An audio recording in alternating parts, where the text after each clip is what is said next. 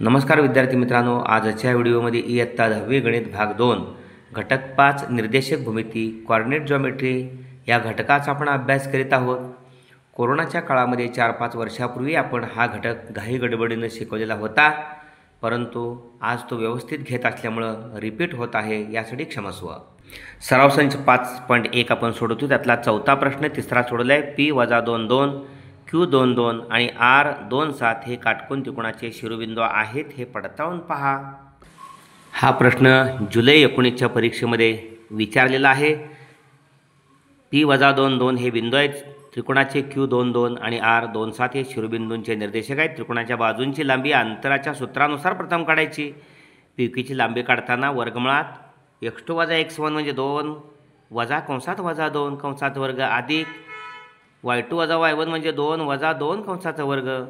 इथं वजा वजा अधिक वर्गमुळात आहे 2 + 2 कंसाचा वर्ग 2 वजा 2 शून्यचा वर्ग 2 + 2 4चा वर्ग वर्गमुळात 4चा वर्ग आहे, त्यामुळे वर्गमुळात 4चा वर्ग म्हणजे 4। आता 4चा वर्ग 16 16चा वर्गमूळ 4 अशा अर्थाने आहे। आता QR काढायचे आहे। 2 वजा 2 x2 - x1 2 वजा 2 कंसाचा वर्ग 7 वजा 2 कंसाचा वर्ग। ओके, 2 वजा 2 कंसाचा वर्ग अधिक 7 वजा 2 कंसाचा वर्ग 0 वर्ग अधिक 7 - 2 गेले 5चा वर्ग म्हणजे 5चा वर्ग QR बरोबर। म्हणून QR बरोबर 5चा वर्ग वर्गमुळात 5चा वर्ग 5। त्यानंतर PR काढायचे। PR बरोबर 2 x2 - x1 2 वजा कंसात वजा 2 आणि 7 वजा 2 वर्गमुळात 2 वजा कंसात वजा 2 हा y निर्देशकातला x निर्देशकातला फरक आणि yचा 7 वजा 2 कंसाचा वर्ग 2 वजा वजा अधिक 2 + 2 कंसाचा वर्ग 7 - 2 गेले 5चा वर्ग 2 + 2 4चा वर्ग अधिक 5चा वर्ग हे वर्गमुळात आहे 4चा वर्ग 16 अधिक 5चा वर्ग 25, त्यामुळं वर्गमुळात 16 अधिक 25 वर्गमुळात 41 हा PR मिळाला।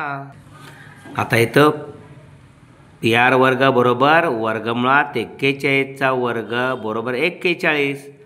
त्यानंतर आपल्याला PQ वर्ग आणि QR वर्ग पाहिजेत। PQ वर्ग अधिक QR वर्ग। PQ बघितला आपण 4चा वर्ग, QR 5चा वर्ग 4चा वर्ग 16 अधिक 5चा वर्ग 25 16 आणि 5 41 16 आणि 25 41 म्हणजे PR वर्ग बरोबर PQ वर्ग अधिक QR वर्ग मिळालं। म्हणजे पायथागोरसच्या प्रमेयाच्या व्यत्यासानुसार ते 3 बिंदू आहेत PQR हे काटकोन त्रिकोणाचे शिरोबिंदू आहेत। अशा पद्धतीने PR वर्ग बरोबर PQ वर्ग अधिक QR वर्ग मिळालेला आहे। पायथागोरसच्या प्रमेयाच्या व्यत्यासानुसार P-2 Q22 आणि R27 हे काटकोन त्रिकोणाचे शिरोबिंदू आहेत। यातला 5वा प्रश्न आहे। P2 - 2 Q73 R11 - 7 आणि S6 - 6 हे शिरोबिंदू असलेला चौकोन समांतरभुज चौकोन आहे, हे दाखवा। या ठिकाणी तुम्ही स्वतः घरी करू शकताय। समांतरभुज चौकोनाचा गुणधर्म काय आहे? समोरासमोरील भुजा एकरूप असतात, म्हणून या ठिकाणी समोरासमोरील भुजा एकरूप दाखवायच्या। PQ काढायची, QR काढायची अंतराच्या सूत्रानं, RS काढायचे अंतराच्या सूत्रानं, PS काढायचे अंतराच्या सूत्रानं आणि या ठिकाणी PQ आणि RS समान येते। PQ आणि RS समान येते आणि QR आणि PS समान येते, त्यामुळे चौकोनाच्या सम्मुख बाजू समान लांबीच्या आहेत। त्यामुळेच P2 - 2 Q73 R11 - 1 आणि S6 - 6 हे शिरोबिंदू असलेल्या या ठिकाणी जो चौकोन आहे तो समांतरभुज चौकोन आहे। ओके, या ठिकाणी तुम्ही अंतराच्या सूत्राचा वापर करून PQ अंतर काढलं तर ते 5 वर्गमुळात 2 येते। या ठिकाणी तुम्ही अंतराचा सूत्राचा वापर करून QR काढलं, QR अंतर QR तर हे 4 वर्गमुळात 2 येते। त्यानंतर तुम्ही RS अंतर काढलं अंतराच्या सूत्राचा वापर करून तर ते 5 वर्गमुळात 2च येतं आणि PS अंतर काढलं पहिला तिसरा शेवटचा पी एस अंतर काढलं तर ते 4 वर्गमुळात 2 येतं. आपण अनुक्रमे विधानानं 1 2 3 4 म्हटलं तर पी क्यू बरोबर आर एस येतेच. पी क्यू बरोबर आर एस म्हणजे 5 वर्गमुळात 2 बरोबर 5 वर्गमुळात 2 आणि क्यू आर बरोबर पी एस या ठिकाणी 4 वर्गमुळात 2 बरोबर 4 वर्गमुळात 2 येतेच. म्हणून हे जे 4 बिंदू आहेत ते शिरोबिंदू असलेला चौकोन, हे 4 बिंदू असलेला शिरोबिंदू असलेला चौकोन समांतरभुज चौकोन असतो. ओके. इथं सुद्धा हा जो प्रश्न आहे ए -4 -7 बी -1 -2 सी 8 5 आणि डी 5 -4 हे ए बी सी डी या समभुज चौकोनाचे शिरोबिंदू आहे ते दाखवा. खरं त्या ठिकाणी समभुज चौकोन म्हणजे चारही बाजू समान असणारा चौकोन आहे. त्याच्या सर्व बाजू समान आहेत म्हणजे A B B C C D आणि ए डी. म्हणून तुम्हाला अंतर काढावं लागतील. अंतराच्या सूत्राचा वापर करून वरती आपण 4 अंतर काढले तशीच इथंही 4 अंतर काढावे लागतील. ही 4 हे अंतर समानच पाहिजेत. तुम्ही ए बी अंतर काढलं तर तुम्ही काढल्यानंतर तुमच्या लक्षात येईल वर्गमुळात 90 येते म्हणजे 3 वर्गमुळात 10 आहे. त्यानंतर तुम्ही बी सी अंतर काढलं, बी सी अंतराचा सूत्राचा वापर करून काढलं तेही या ठिकाणी 3 वर्गमुळात 10च येते. तुम्ही सी डी अंतर काढलं सी डी तर तेही 3 वर्गमुळात 10 येते आणि तुम्ही ए डी अंतर काढलं तर तेही 3 वर्गमुळात 10 येते. 4च्या 4 अंतरांना अनुक्रमे 1 2 3 4 म्हटलं आणि 1 2 3 4 वरून ए बी बरोबर बी सी बरोबर सी डी बरोबर ए डी. म्हणून हे जे 4 बिंदू आहेत ए -4 -7 बी -1 2 सी 8 5 आणि डी 5 -4 हे जे बिंदू आहेत ते ए बी सी डी या समभुज चौकोनाचे शिरोबिंदू आहेत. ओके. अशा पद्धतीनं 7वं सोडवूया आपण या ठिकाणी. जर बिंदू एल x7 आणि एम 1 15 यातील अंतर 10 असेल तर एक्सची किंमत काढा. या ठिकाणी एल x7 बिंदू दिलेला आहे तो आपण x1 y1 समजला. एम 1 15 आहे त्याला आपण x2 y2 समजलं. अंतरात सूत्र आपण वर्ग करून वापरलं तर इथं वर्गमुळात चिन्ह येणार नाही. एल एम वर्ग बरोबर x2 - x1 कंसाचा वर्ग अधिक y2 - y1 कंसाचा वर्ग बरोबर x2 - x1 या ठिकाणी x2 1 आहे वजा x 1 वजा x 1 वजा x कंसाचा वर्ग अधिक y2 - y1 म्हणजे 15 वजा 7 कंसाचा वर्ग. पण एल एम हे अंतर 10 आहे. 10चा वर्ग दिलेला आहे 10चा वर्ग 100. ह्याचा विस्तार 1 वर्ग वजा 2x अधिक x वर्ग अधिक 225 15 7 गेले 8चा वर्ग. ओके. 100 बरोबर 1 वजा 2x अधिक x वर्ग अधिक 64. हे 100 पलीकडे घेतले. सध्या 100 बरोबर 1 वजा 2x अधिक x वर्ग 64 ने 1 65. वर्ग समीकरण आपल्याला मिळते x वर्ग वजा 2x अधिक 65. 100 पलीकडे घेतले वजा 100 बरोबर 0 म्हणून x वर्ग वजा 2x अधिक 65 आणि वजा 100 वजा 35 बरोबर 0. याचे अवयव आहेत x वर्ग वजा 2x वजा 35चे अवयव 7 5 35 7 आणि 5चा फरक 2. मधल्याचं चिन्ह मोठ्याला द्यायचं x वजा 7 x अधिक 5 बरोबर 0. एकदा x वजा 7 बरोबर 0 x बरोबर 7 या दोन कंसांचा गुणाकार 0 आहे म्हणून x वजा 7 एकदा 0 दाखवायचं म्हणून x ची किंमत 7 आणि x अधिक 5 बरोबर 0 अधिक 5 पलीकडे गेले x बरोबर वजा 5 मिळालं. येथे x बरोबर 7 किंवा x बरोबर वजा 5. ओके. त्यानंतर आपल्याला रेषाखंडाच्या विभाजनाचं सूत्र डिव्हिजन ऑफ लाईन सेगमेंट रेषाखंडाच्या विभाजनाचं सूत्र म्हणजे सेक्शन फॉर्म्युला हा अतिशय महत्त्वाचा आहे तो आपल्याला पाहायचा आहे. या ठिकाणी पहा रेख ए बीचं पी या बिंदूमुळे विभाजन झालं आहे. ए पी आणि पी बी असं विभाजन झालेलं आहे. त्यामुळं या ठिकाणी ए बी हा रेषाखंड तिरपा आहे. साहजिकच ए बीचं पी बिंदूमुळे जे विभाजन झाले त्या पी बिंदूचं म्हणजे जो बिंदू विभाजन करतो रेख ए बीचं त्या पी बिंदूचे निर्देशक काढण्यासाठी म्हणजे एक्स निर्देशक काढण्यासाठी वाय निर्देशक काढण्यासाठी आपल्याला सूत्र तयार करायचं आहे. ते अत्यंत सोप्या पद्धतीने समजावून घ्या. ए बिंदूचे निर्देशक x1 y1 समजलेत. जो बिंदू विभाजन करतो ए बीचं पी बिंदू त्याचे निर्देशक xy समजलेत. त्याचे निर्देशक काढायचे आहेत एक्स आणि वायचे, आणि बी x2y2 समजला आहे. ए बिंदूतून एक्स वायवर लंब टाकला आहे, पी बिंदूतून लंब टाकला आहे, बी बिंदूतून लंब टाकला आहे. तो लंब ए बिंदूतून टाकलेला सी बिंदूवर आहे एक्स अक्षावर, त्याचे निर्देशक x1 हा तसाच x1 आहे. एचा x1 तो खाली एक्स अक्षावरचाच आहे, वाय गैरहजर आहे म्हणून x1 0 सीचे निर्देशक.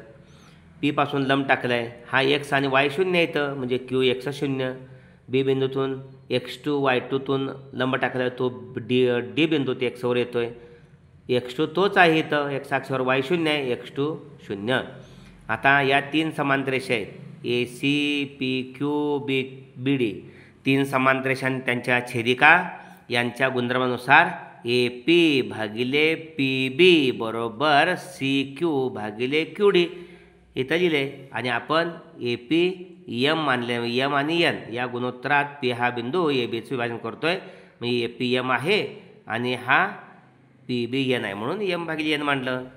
म्हणजे त्या ठिकाणी सी क्यू काय आहे, मग हा सी क्यू आहे एक्स वजा x1 आणि हा क्यू डी आहे x2 वजा x. लिहिले पाहिजे सी क्यू एक्स वजा x1, क्यू डी x1 वजा x. या ठिकाणी किमती घालायच्या.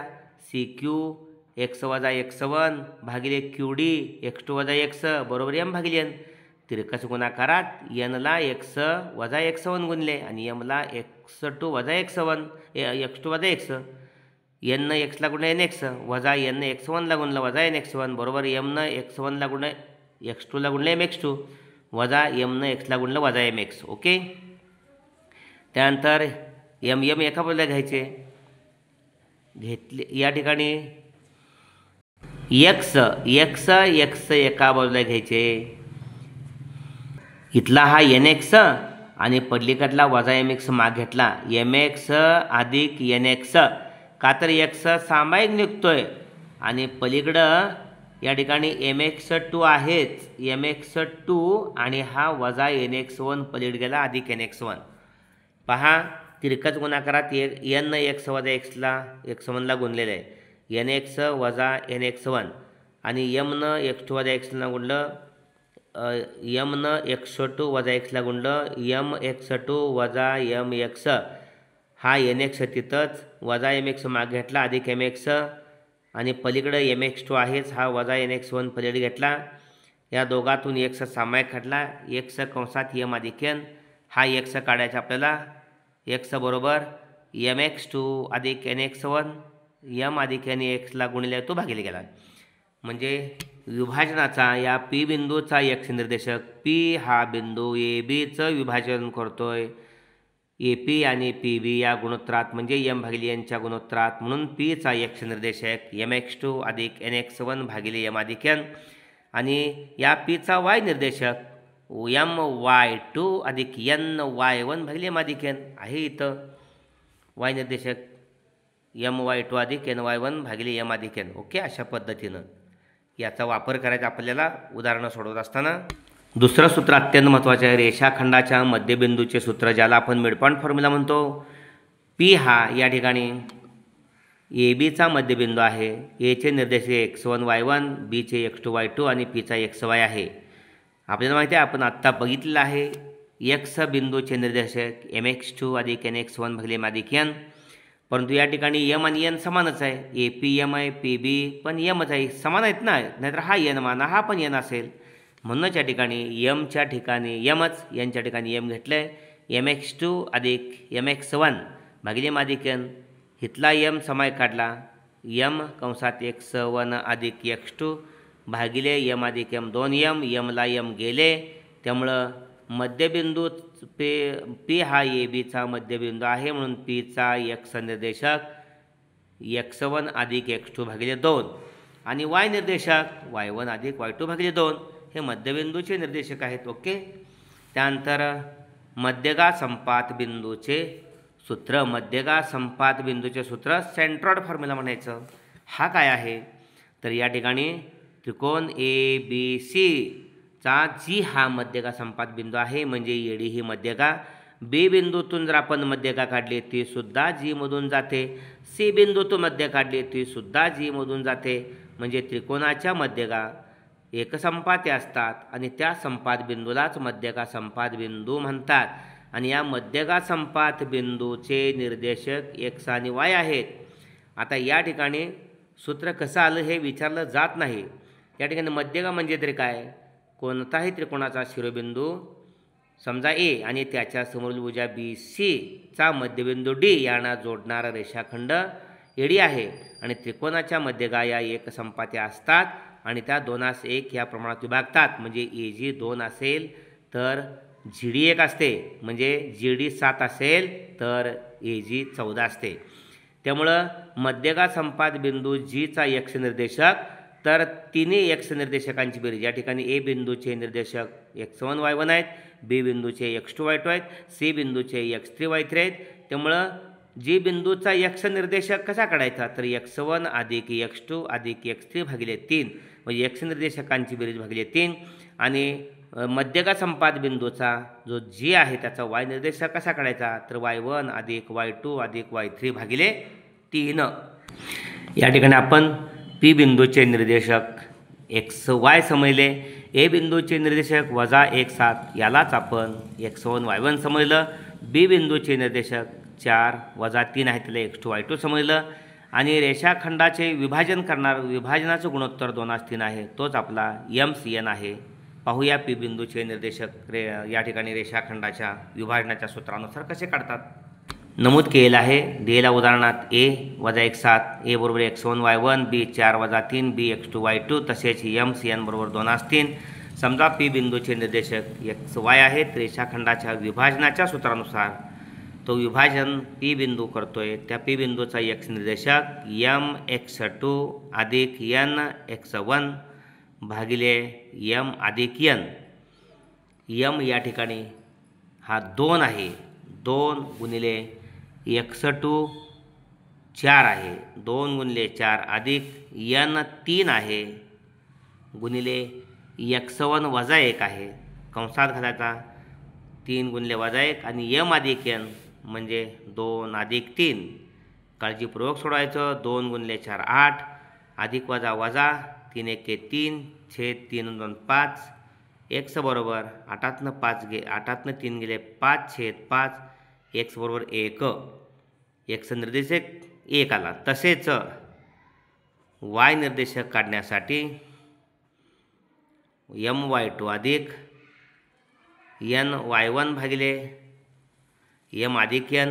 m 2 आहे, y2 किती आहे पहा, y2 -3 आहे, 2 गुणिले -3 अधिक n या ठिकाणी 3 आहे आणि गुणिले y1 हा 7 आहे भागिले m अधिक n म्हणजे 2 अधिक 3, 2 गुणिले -3 -6 अधिक 7 7 त्रिक 21 भागिले 3 2 5. त्यामुळे 21 सांगितले 15/5. y बरोबर 15/5 म्हणजे y बरोबर 3. म्हणून या ठिकाणी पी बिंदू xy मानला होता. x आपल्याला 1 मिळालेला आहे आणि y 3 मिळालेला आहे. ओके, अशा पद्धतीने हा व्हिडिओ आपण जरूर लाईक करा आणि आपल्या 10वीतल्या सर्व विद्यार्थ्यांच्यासाठी शेअर करा. व्हिडिओ आवडला असेल तर कमेंट बॉक्समध्ये कमेंट्स देऊन प्रोत्साहित करा. धन्यवाद.